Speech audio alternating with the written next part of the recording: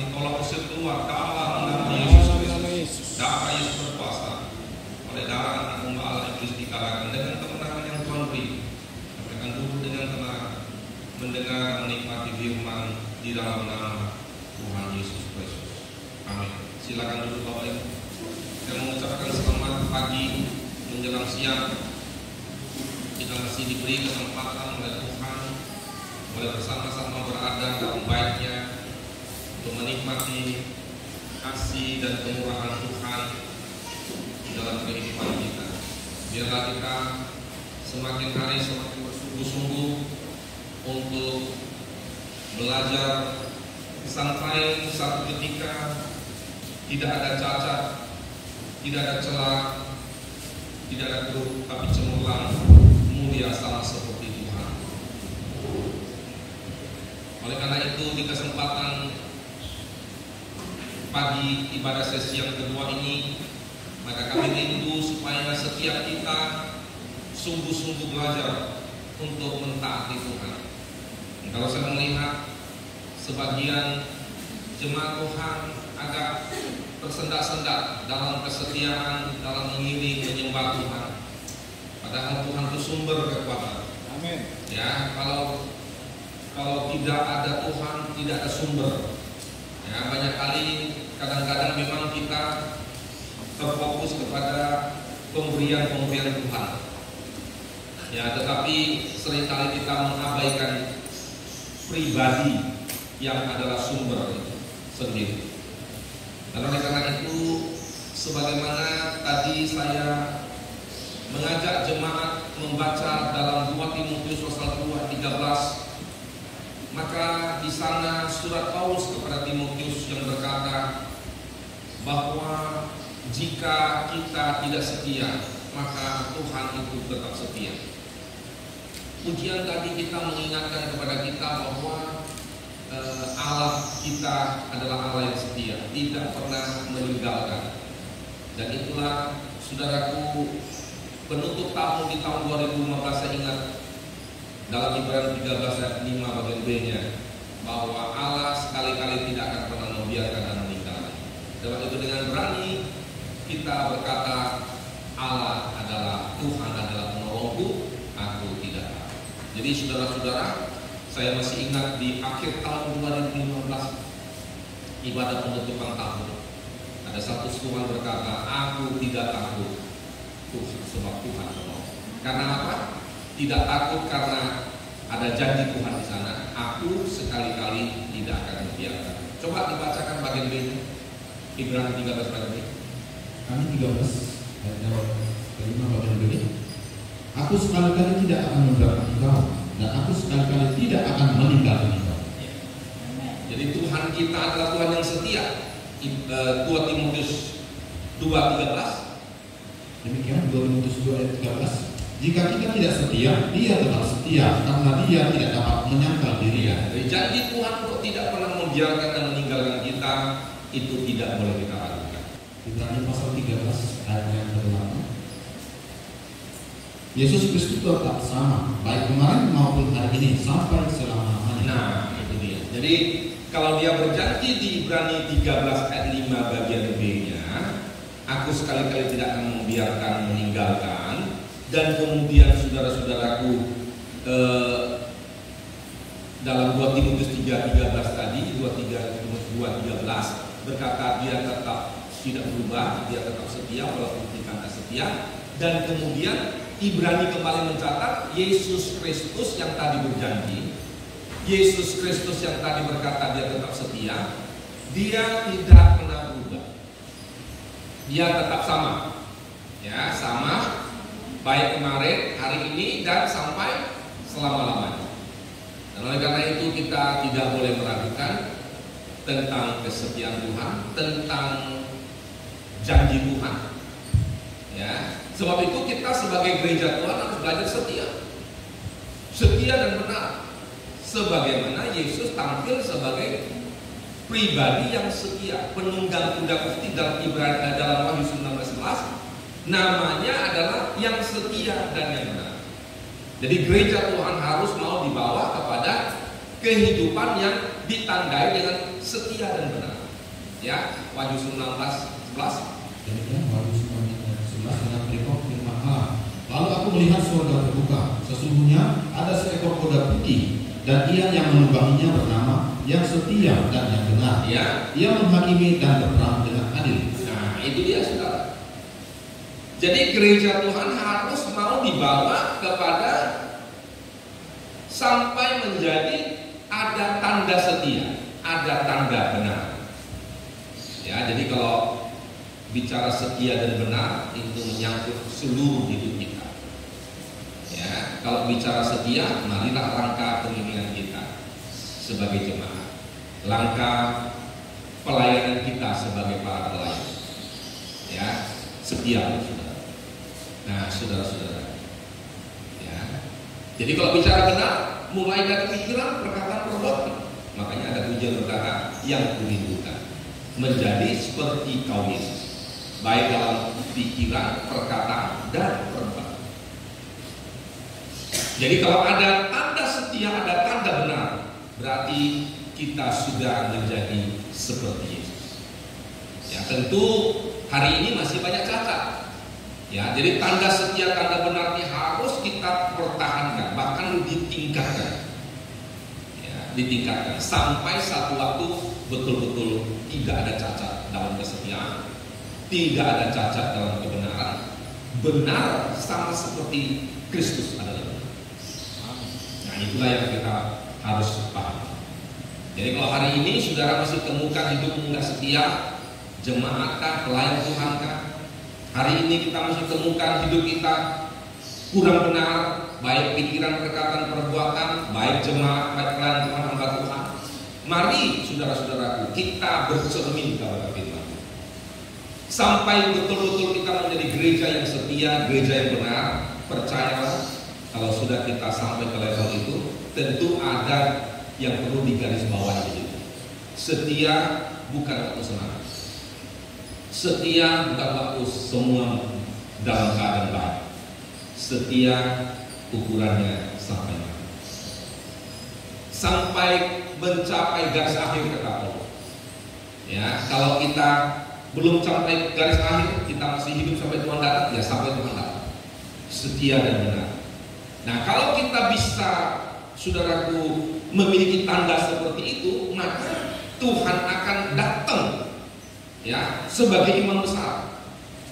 Pertama, sebagai imam besar yang memelihara kita, memberi kita makan. Saya ingat dalam Alkitab Tuhan Yesus pernah 2 kali, ya, memberi makan kepada orang banyak. Satu, karena banyak orang bagaikan domba tidak bergembala. Yang kedua, bahwa mereka mengikuti Tuhan sudah 3 hari tidak ada makan.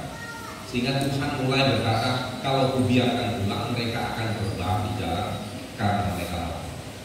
Jadi artinya saudara-saudaraku, secara jasmani Tuhan tidak mau biarkan kita dalam kondisi lapar.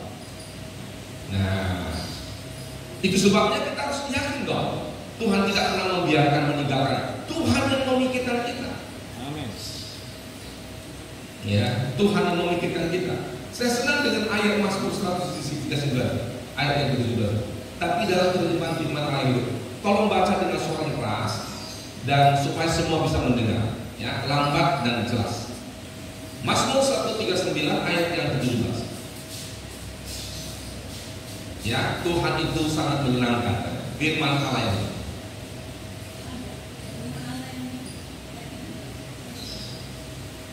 Suara keras dan jelas, lambat.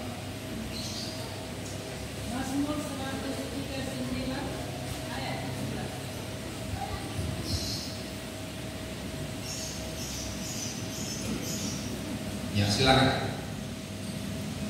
Dan bagiku, firman Allah yang hidup, ya, dalam firman Allah yang hidup, Tuhan sungguh indah dan menyenangkan. Tuhan sungguh indah dan menyenangkan. Bahwa Engkau selalu memikirkan aku. Ya, Tuhan selalu memikirkan kita. Tidak terhitung betapa seringnya pikiranmu tertuju kepadaku. Ya, tidak bisa dihitung berapa kali banyaknya Tuhan memikirkan kita. Dan ketika aku bangun pada pagi hari, Engkau masih juga memikirkan aku. Ya, ini dia. Baik di tidur maupun bangun tidur. Jadi nggak ada waktu terbuang. Tuhan selalu, makanya Tuhan itu sangat menyenangkan. Amin. Ya, Tuhan itu sangat menyenangkan. Jadi kalau saudara nggak bisa menangkap Tuhan itu menyenangkan, wah, jadi pengikut Tuhan yang nggak merasakan apa-apa. Ya. Jadi oleh karena itu Bapak Ibu perhatikan baik-baik. Ya, sebab itu Tuhan nanti akan tampil sebagai pribadi yang memelihara kehidupan kita. Ya, karena Dia akan tampil sebagai Allah yang setia, Allah yang benar, untuk memberi saya dan saudara makan. Lukas 12:37. Lukas 12:37. Lukas pasal 12 37 ayat 37. Demikian. Berbahagialah hamba-hamba yang didapat tuannya berjaga-jaga ketika ia datang. Ya, Aku berkata kepadamu, sesungguhnya ia akan mengikat pinggangnya dan mempersilahkan mereka duduk makan, dan ia akan datang melayani mereka. ya. Jadi saudara perhatikan baik-baik bahwa kalau kita bisa menjadi gereja yang setia dan benar, ada tanda setia dan tanda benar, maka Tuhan akan datang sebagai imam besar. Pertama, memberikan kita makan, ya, artinya memelihara kehidupan jasmani kita. Ya, makanya kalaupun ada goncangan dalam dunia usaha karena COVID, ya, masa-masa seperti ini, masa sulit, banyak orang perusahaan tutup, banyak pengangguran. Tapi bagi saya dan saudara, pegang saja firman Tuhan yang berkata, Tuhan kita, Tuhan yang tetap setia, Tuhan kita, Tuhan yang tidak pernah membiarkan kita, Tuhan kita, Tuhan yang tidak pernah berubah. Ya, jadi setia tidak berubah, memperhatikan tidak membiarkan kita tidak akan pernah berubah. Baik dulu, sekarang, sampai selama-lamanya, sampai kita bertemu dengan Tuhan. Percayalah saudara-saudara. Nah, inilah yang perlu kita pelihara, iman percaya kita. Nah, oleh akibat banyaknya masalah, sampai-sampai nanti iman banyak orang akan gugur. Ya, makanya Tuhan Yesus berkata kepada Petrus, ya, Tuhan berkata, Simon, aku melihat iblis, ya, menanti engkau. Ya, tujuan iblis untuk menampi kehidupan Petrus dalam persoalan supaya Petrus gugur. Tapi kita lihat ada doa. Tuhan Yesus selalu berdoa menjadi juru syafaat bagi gereja, bagi orang-orang pilihan. Ya, orang-orang pilihan ini menjadi incar setan. Makanya kita gereja Tuhan jangan berpuas diri kalau kita sudah menjadi orang Kristen. Ya, memang kalau kita sudah menjadi orang Kristen, menjadi pengikut Tuhan, asalkan sungguh-sungguh setia benar sampai garis akhir, sorga menjadi milik kita. Ya, tetapi setan tidak suka kita punya sorga. Setan tidak mau kita hidup dalam damai. Sebab itu dengan berbagai banyak hal dia hadirkan supaya tidak ada damai dalam pengiringan, tidak ada damai dalam pelayanan. Ya, setan selalu menghadirkan persoalan untuk menekan kehidupan kita. Makanya kita harus mulai hidup bijaksana. Jangan mau lagi, ya, kita biarkan hidup kita ditekan oleh setan, dibola-bolai oleh setan. Nah, sebab itu marilah kita mulai belajar setia dan benar, ya, sampai Yesus akan tampil sebagai imam besar yang setia dan benar untuk memberi kita makan, memelihara kehidupan kita. Ya, dan kemudian Tuhan akan tampil sebagai imam besar yang penuh belas kasihan. Ibrani 2:17-18. Ibrani 2:17-18. Pasal 2 ayat 17-18 demikian. Itulah sebabnya, maka dalam segala hal ia harus disamakan dengan saudara-saudaranya, ya, supaya ia menjadi imam besar dan yang menaruh belas kasihan dan yang setia kepada Allah untuk mendamaikan dosa seluruh bangsa. Ya, terus sebab oleh karena ia sendiri telah menderita karena percobaan, maka ia dapat menolong mereka yang dicobai. Nah, kalau kita lihat 17 dan menjadi imam besar yang menaruh belas kasihan dan yang mendamaikan, ya 17-nya, yang mendamaikan dosa seluruh bangsa. Ya. Gereja Tuhan harus betul-betul meningkat dalam kesetiaan. Sebagai gereja Tuhan kita harus sungguh-sungguh meningkat dalam kebenaran agar Yesus datang sebagai imam besar yang berbelas kasihan, menaruh belas kasihan untuk mendamaikan dosa semua. Nah, jadi bagaimana supaya dosa kita didamaikan? Ya, diakui. Ya, jangan sampai kita menyembunyikan. Kalau menyembunyikan itu sama dengan hidup kita bukan ada di tangan Allah yang setia dan Allah yang benar. Ya, tidak ada pembelaan dari Tuhan. Makanya selalu kalau khotbah Natal saya ingat Matius 1, 21 hubungannya ke 23. 21 bicara penyelesaian dosa, 23 bicara iman Allah beserta. Jadi ketika Allah menyertai kita, disitulah kita bisa merasakan pembelaan Tuhan, pemeliharaan Tuhan, bahwa Dia tidak pernah membiarkan kita. Ya, salah satunya Musa sebagai pemimpin begitu sadar. Ya, sebab itu dia berkata, jangan suruh kami berangkat jika engkau tidak menyertai. Ya, kesadaran seperti inilah yang perlu dimiliki oleh gereja Tuhan. Jangan kita berpikir, oh dengan kekuatan kita bisa lewati hari-hari ini. Ya, jangan pernah kita menganggap sepi, ya, menganggap ringan, ya, menyepelekan pembelaan Tuhan, penyertaan Tuhan. Itu sangat penting bagi kita. Dan oleh karena itu, jika kita memperhatikan, ya, kalau kita menjadi gereja yang setia dan gereja yang benar, maka Tuhan akan menaruh belas kasihan, ya, sehingga ada pendamaian, ada damai. Kalau sudah berdamai saudaraku, maka ada sejahtera, ada sukacita yang besar. Nah, saudara-saudaraku, dan kemudian kita boleh memperhatikan Dia akan menjadi pembela kita. Ya, kepada Petrus, saya ingat di Lukas itu, ya, kepada Petrus saudaraku, Tuhan berkata, Simon, iblis sedang, ya, coba ada ayatnya di Lukas pasal Lukas 22 ayat 21 31, ya, silakan. Demikian, Simon, Simon, lihat, iblis telah menuntut untuk menampi kamu seperti gandum. Ya. Tetapi aku telah berdoa untuk engkau supaya imanmu jangan gugur. Dan engkau, jika engkau sudah insaf, kuatkanlah saudara-saudara. Iya. Jadi saudaraku, tujuan setan menampi Simon lewat persoalan supaya si Simon Petrus ini gugur. Makanya di sini ada penampilan Tuhan sebagai imam besar yang berdoa. Aku telah berdoa untuk engkau. Luar biasa ya Tuhan kita, ya. Tuhan yang tidak pernah membiarkan, bukan hanya melototin kita, tapi doain kita. Itulah luar biasa Tuhan kita. Ya. Lalu ketika imam besar Yosua, Zakaria 3 ini, coba perhatikan ayat 1. Nah, kita perhatikan apa yang terjadi terhadap seorang imam besar yang juga dengan latar belakang dosa, kegelapan, sehingga bagaikan untung dia.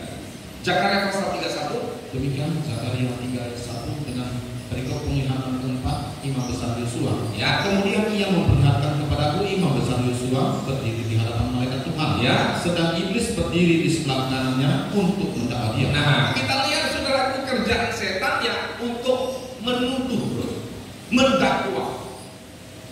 Jadi itu sebabnya kita seringkali gak berhenti menolak semua pekerjaan setan, karena di mana kita berdiri, di mana kita menghadap Tuhan, ada malaikat Tuhan, tapi juga kita nggak bisa pungkiri di sebelah yang lain ada siapa saudara?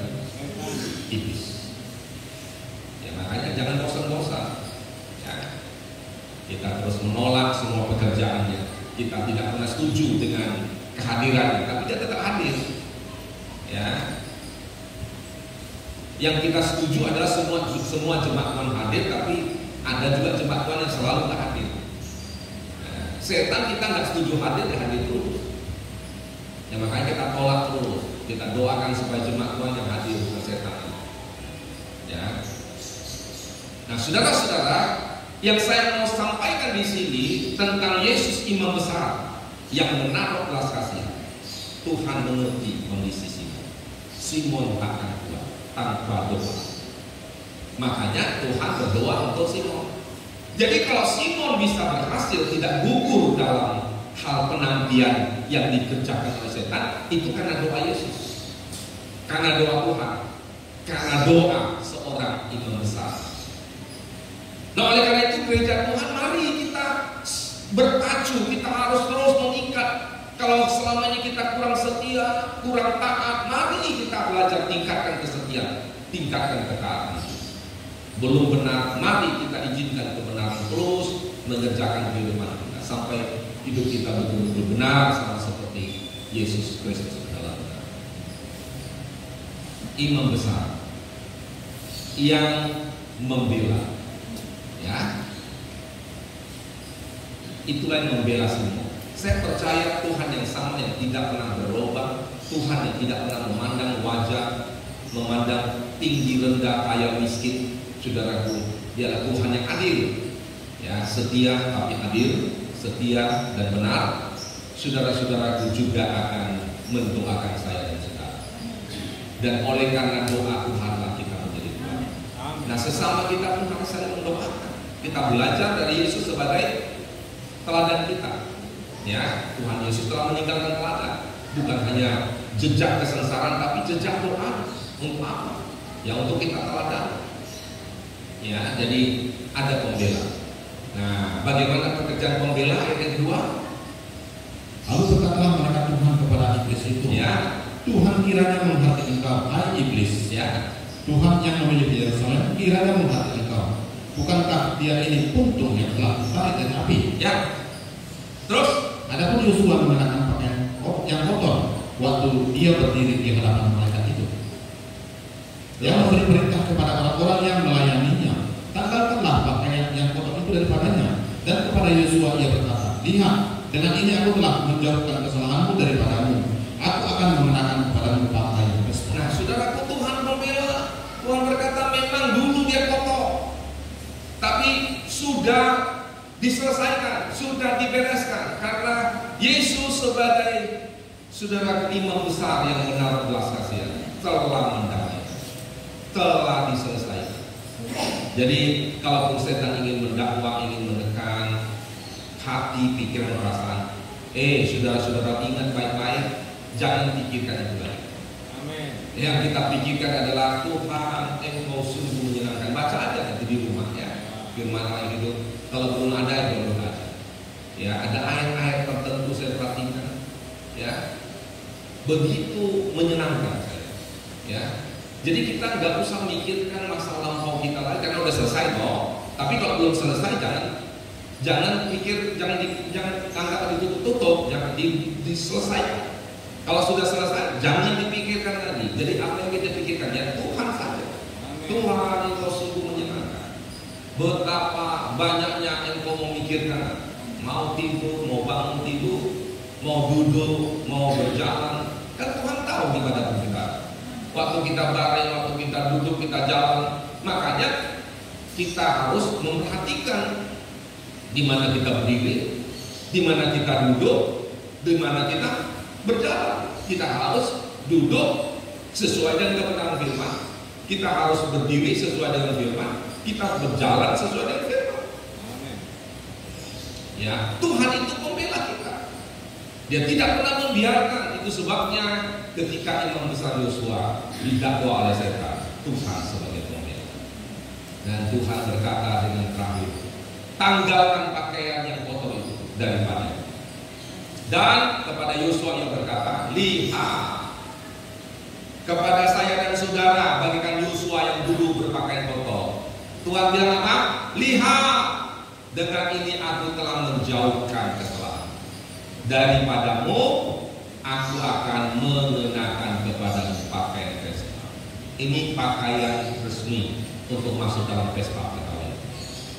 Makanya kalau ada orang yang mau masuk ke sana tanpa pakaian ini, nanti resikonya tangan kakinya diikat.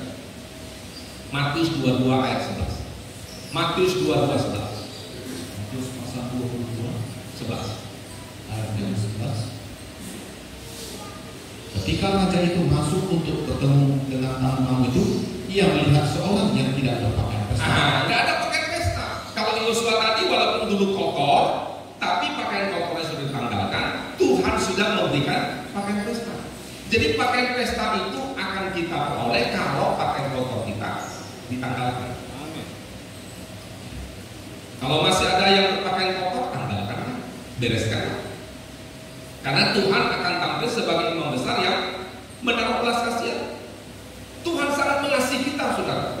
Karena begitu besar kasih Allah akan dunia ini, sehingga Dia mengaruniakan anaknya tunggal, supaya barang siapa yang percaya. Sekali lagi katakan, siapa yang percaya tidak binasa. Ada sebuah jaminan.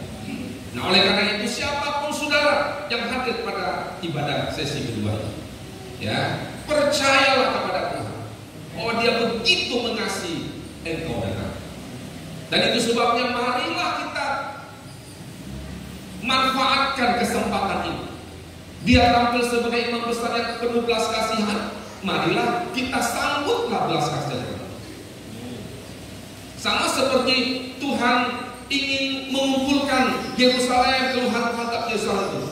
Tuhan ingin mengumpulkan umat Tuhan seperti induk ayam mengumpulkan anak-anak di bawah tepak sayap. Tapi sayang, Alkitab mencatat mereka menolak, mereka tidak merespon. Saudaraku, di ibadah ini saya ingin mengatakan kepada kita, kalau Tuhan adalah imam besar yang menaruh belas kasihan kepada kita, jangan tolak, sambutlah belas kasihan Tuhan. Belas kasihan Tuhan itu bertujuan mendamaikan kita manusia berdosa dengan Allah yang kudus. Ya, sebab itu mari kita sungguh-sungguh. Ya. Ketika persoalan kita, kain kotor kita sudah dibereskan, sudah ditanggalkan. Nah, kemudian Tuhan berkata kepada manusia Yosua tadi, aku mengenahkan kepada pakaian. Nah, pakaian pesta ini yang dibutuhkan. Ya, dalam pesta perjamuan itu raja itu masuk untuk bertemu dengan tamu-tamu itu. Ia melihat seorang yang tidak berpakaian pesta, yang lain berpakaian pesta. Seorang. Jadi doa dan harapan kita bersama tentunya jangan sampai kita termasuk yang satu ini. Ya, jangan kita termasuk yang satu. Nah, kalau kita termasuk yang satu ini, mau atau tidak, senang atau tidak, maka ayat 12 berkata. Ayat 12. Ia berkata kepadanya, hai saudara, bagaimana engkau masuk kemari dengan tidak mengenakan pakaian pesta? Tetapi orang itu diam saja. 13. Lalu kata raja itu kepada hamba-hambanya, ikatlah kaki dan tangannya, dan campakkanlah orang itu ke dalam kegelapan yang paling gelap. Di sanalah akan terdapat ratap dan kertak gigi. Di sana akan terdapat ratap dan kertak gigi. Ini kesempatan untuk kita menanggalkan kain kotor kita, dan oleh kemurahan belas kasihan Tuhan kita diberikan pakaian pesta. Kenapa kita tidak menyambut? Ya, sebab itu kalau saudara semua menyambut, saya percaya pasti hidup kita akan menjadi sesuatu yang luar biasa. Semua pakaian pesta, bayangkan saudara. Ya, jangan lihat pakaian yang sekarang. Mungkin nggak ganti tahun lalu, tahun ini nggak masalah. Ya, tapi pakaian pesta dari Tuhan itu, saudara-saudara. Seorang jemaat sudah mimpi, saudara. Ya, dalam kesusahan menghadapi hidup. Wow, saudaraku, saya dengan jujur berkata, ya, satu pun anaknya tidak ada yang beda. Aduh, kalau saya melihat itu secara daging sangat pedih. Saya yang bukan saya pribadi yang merasakan hati tetap pedih. Tapi penghiburan dari Tuhan lewat sebuah mimpi, Dia diberikan baju yang putih kilau-kilau. Ya, yang anehnya saudaraku, habis dia mimpi itu, terbangun dia lihat, pakaian putih, nggak ada lagi loh begini mimpi, nggak mimpi. Habis itu tidur balik, alih-alih tangannya masih pegang baju itu. Ya, lalu saudara-saudaraku, kita pun segera mengerti. Ya, belum berangkat itu, belum berangkat. Ya, orang biasanya ingin berangkat kalau dalam kesusahan, kalau dalam kesenangan. Misalnya saudara semua senang-senang, mati saudara besok. Mana ada yang rela? Tapi kalau susah, aduh, hidup seperti Elia, ya, dikejar-kejar ketakutan, dikejar utang misalnya kan. Oh, rasanya sembunyi maunya mati aja. Tapi kalau senang-senang ada yang mati, ingin hidup 1000 tahun. Ya, jadi yang bersangkutan pikir sudah mau berangkat, belum, karena apa? Belum dipakai. Masih dipegang. Tapi kalau sudah dipakai ya berangkat. Ya. Dan tidak semua orang dapat mimpi seperti itu, tapi ini sebuah penghiburan dari Tuhan. Amin. Ya, kalau saudara mau penghiburan dari Tuhan, ya sungguh-sungguh Tuhan pasti hibur dalam kesusahanmu. Ya, menghadapi suami, istri, anak, apapun ya. Sekarang kita hanya fokus kita hanya Tuhan, Engkau sungguh menyenangkan. Saya harap saudara pulang ke rumah bisa baca ayat ini. Ya, kalau tidak nanti dari grup aja di share ya. Dari grup, saudara yang masuk grup baca aja. Ya mungkin tidak semua punya Alkitab terjemahan. Ya, Mazmur 139:17 di share ya. Dibagi. Dan kemudian 1 Petrus 5:7 dalam terjemahan yang sama dibagikan supaya saudara semua baca. Ya, sungguh enak dan benar. Ya, kita tidak mau lagi dibola-bolain setan. Kita mau sungguh-sungguh menaruh perhatian dan respon terhadap belas kasihan Tuhan. Ya, dia memesan, dia membela kita. Ya, sebab itu kalau kita tidak masuk saudaraku dalam tujuan Tuhan, ya, tidak memiliki pakaian pesta, sementara pakaian pesta itu hanya dapat kita peroleh lewat menanggalkan pakaian kotor. Nah, maka kalau pakaian pesta sudah kita miliki, maka amanlah kita saudara. Ya, kita tidak akan mengalami ini. Ikatlah kaki dan tangan. Ya, ikatlah kaki dan tangan. Ini artinya masih ada kesempatan. Saya kembali ingatkan, minggu lalu kita mendengar satu kata itu dibahas di kelompok itu. Apa kata yang muncul itu dengan keras itu? Percuma. Nah, ketika kalimat itu muncul, saudara-saudaraku, saya ingin merasakan kehadiran semua jemaat karena waktu itu ibadah cuma sekali, saya ibadah jam 9. Nah, bagaimana ketika sudah mendengar itu? Ya, percuma yang dimaksud dalam renungan saya, ya beda dengan penyampaian. Renungan saya kata percuma. Saya ingat kata Tuhan kepada orang-orang Farisi, yaitu orang-orang yang hanya bibirnya saja memuji Tuhan, memuliakan Tuhan, hatinya jauh. Itulah orang munafik. Jadi jangan sampai kita menangkap percuma. Berarti minggu depan harus datang lagi. Enggak.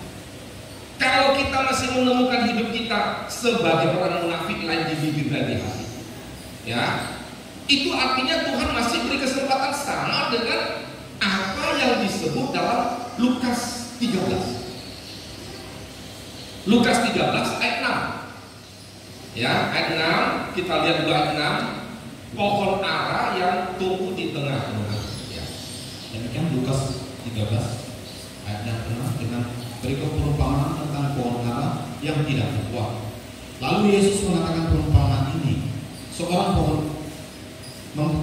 mempunyai pohon ara yang tumbuh di kebun anggurnya, dan ia datang untuk mencari buah pada pohon itu, tetapi ia tidak menemukannya. Stop dulu. Kita bisa tahu ini pohon ara tapi tumbuh di kebun anggur. Kata percuma dia setuju. Lalu ia berkata kepada pengurus kebun anggur itu, sudah 3 tahun aku datang mencari buah pada pohon ara ini, dan aku tidak menemukannya. Tebanglah pohon ini. Untuk apa ia hidup di tanah ini dengan percuma? Saudara lihat ada kata percuma di situ. Pohon ara ini memang gak ada buah. Dan saudaraku, kalimat yang berbunyi tebanglah pohon itu. Untuk apa ya hidup tanpa di tanah ini dengan percuma? Ya, 3 tahun, bukan sekali, bukan 1 tahun. bukan sekali, bukan 2 kali, 3 kali. Ya, berkali-kali, saudaraku, ya, datang untuk mencari buah tapi tidak berbuah, tidak ada buah. Sebab itu, saudara-saudaraku, kalimat yang berkata, tebanglah, ya, tebanglah. Untuk apa ia hidup di tanah dengan percuma? Setelah ini 8 dan 9, saudara lihat penampilan Tuhan itu sebagai pembela yang luar biasa. Coba 8 9. Jawab Tuhan itu, Tuhan, biarkanlah dia tumbuh tahun ini lagi. Iya, aku akan mencampur tanah sekelilingnya dan memberi pupuk kepadanya. Mungkin tahun depan ia berbuah. Jika tidak, tebanglah dia. Tuhan masih panjang sabar.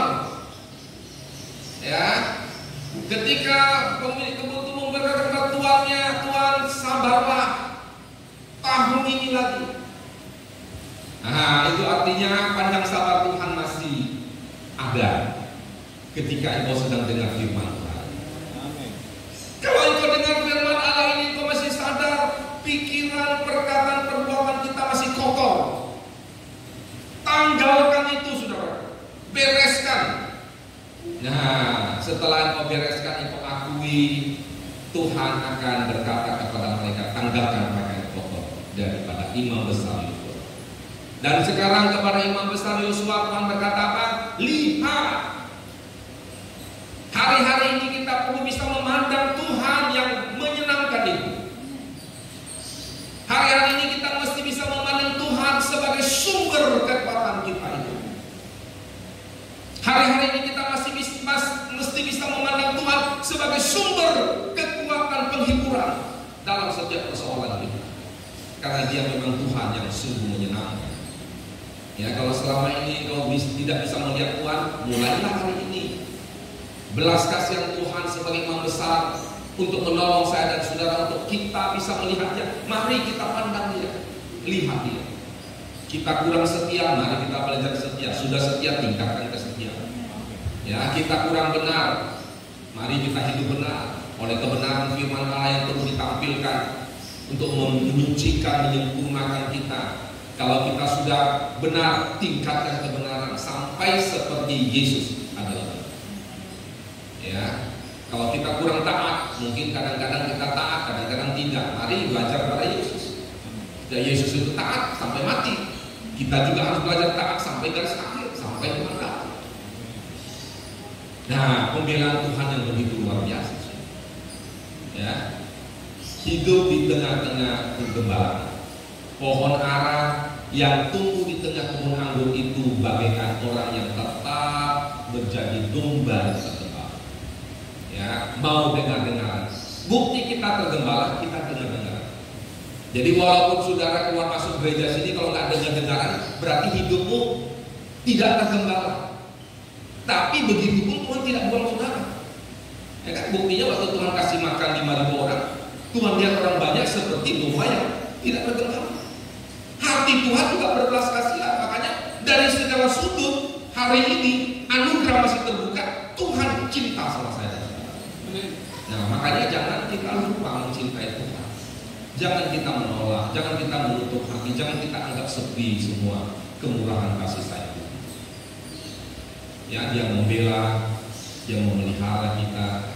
Ya, mungkin tahun depan. Ya, jadi ada pembelaan dalam penggembalaan. Ya, ada pribadi yang terus mendoakan kita, sama seperti Tuhan mendoakan Simon. Saya percaya hari ini juga Tuhan juga mendoakan setiap orang, ya, yang dipanggil oleh Tuhan, yang dipilih oleh Tuhan. Tetapi kita yang dipanggil, yang dipilih, marilah kita tetap belajar setia. Ya, imam besar yang begitu berbelas kasihan. Nah, yang terakhir saudaraku, Tuhan akan tampil sebagai imam besar yang menggenapi semua janjinya. Jadi kita tidak perlu ragu. Ya, janji Tuhan itu pasti digenapi. Semua pasti akan indah pada waktunya. Mungkin hari ini belum indah, jangan lihat hari ini. Ya, lihat Tuhan saja. Karena Tuhan yang menjadikan segala sesuatu indah pada waktunya. 1 Tesalonika 5:23-24. 1 Tesalonika 5:23-24.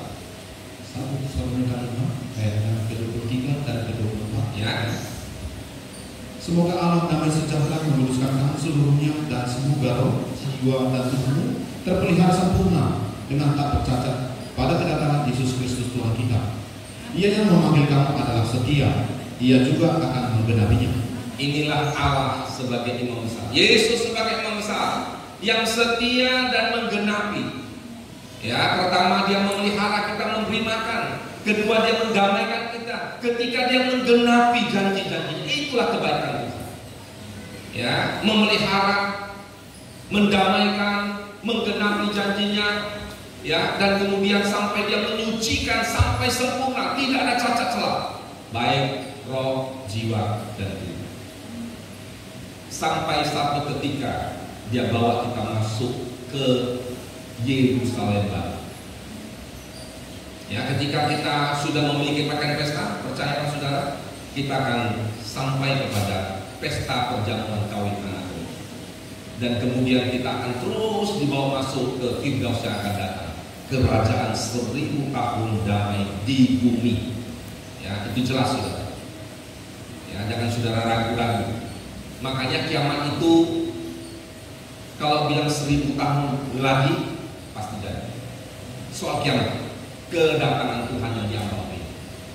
Ya, karena bagaimanapun ketika antikris muncul, nah disitulah kita akan mendapatkan pakaian pesta, kain lenan halus. Kita akan disingkirkan. Kita akan masuk dalam pesta perkawinan anak domba yang penuh bahagia. Dan sesudah itu kita akan menikmati kebersamaan bersama Tuhan 1000 tahun di muka bumi. Habis itu baru ada terjadi perang Harmagedon atau perang dunia yang terakhir. Disitulah langit dan bumi akan menyatu. Ya, dan setelah itu kita dibawa masuk ke Yerusalem baru yang disebut dalam Zakaria pasal 8 ayat 3 sebagai kota setia. Zakaria 8 ayat 3. Zakaria 8 ayat yang ketiga. Beginilah firman Tuhan, Aku akan kembali ke Sion, Ya. dan akan diam di tengah-tengah Yerusalem. Yerusalem akan disebut kota setia, Yerusalem akan disebut kota setia. dan gunung Tuhan semesta alam akan disebut gunung kudus. Oleh sebab itu sebagai gereja Tuhan, marilah kita memahami dan mengerti kenapa Tuhan ingin kita setia. Tuhan tampilkan pribadi sebagai pribadi setia, taat. Tujuannya supaya kita boleh menjadi bagaikan kota Yerusalem. Ya, lagu dalam pengajaran kita yang lampau berkata, Yerusalem baru kaulah mempelai Tuhan. Oh, betapa hatiku merindukan ada di yang kemuliaan bagiku, kaulah kota idaman. Saudara-saudaraku, kota Yerusalem, kota setia, biarlah itu yang kita rindukan. Mari kita lihat ini.